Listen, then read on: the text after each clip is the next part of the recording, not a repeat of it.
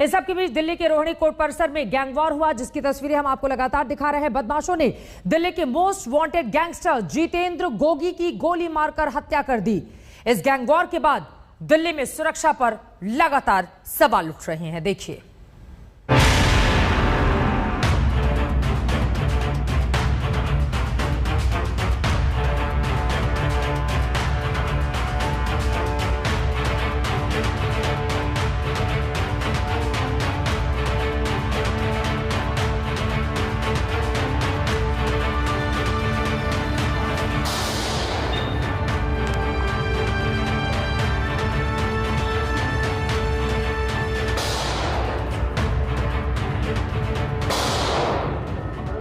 इससे खौफनाक क्या होगा कि राजधानी दिल्ली की सुरक्षित माने जाने वाली एक अदालत में गोलियां चल रही हैं। इससे खौफनाक क्या होगा कि जज के सामने पेशी के लिए आए आरोपी को दूसरे गैंग के बदमाश कोर्ट रूम में ही गोली मार दें।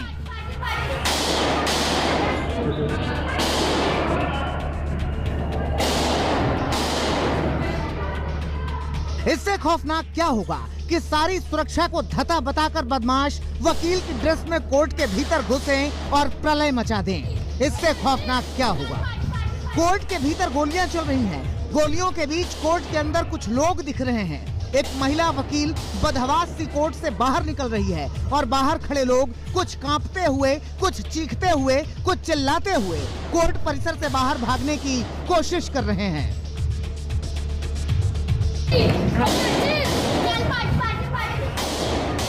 कोर्ट के दरवाजे पर पुलिसकर्मी बंदूक ताने खड़ा है ताकि बदमाश बाहर निकलकर भाग न सके। किसी थ्रिलर फिल्म के एक्शन सीन जैसी दिखने वाली ये तस्वीरें बिल्कुल असली हैं और दिल्ली की हैं। ये 3 तस्वीरें 3 बदमाशों की हैं। इसमें एक बदमाश का नाम जितेंद्र गोगी है।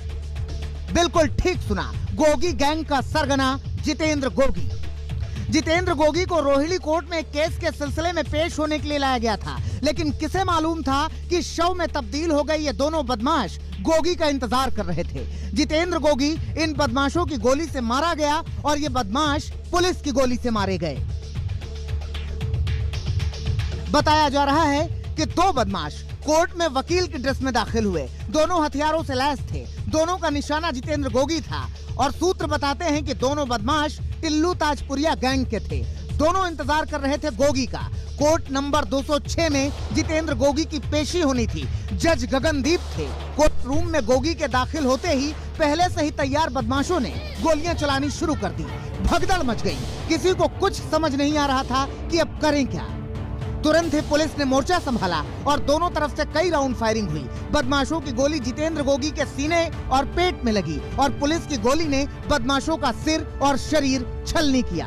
दोनों बदमाश मारे गए। गोगी को अस्पताल ले जाया गया, जहां गोगी ने दम तोड़ दिया।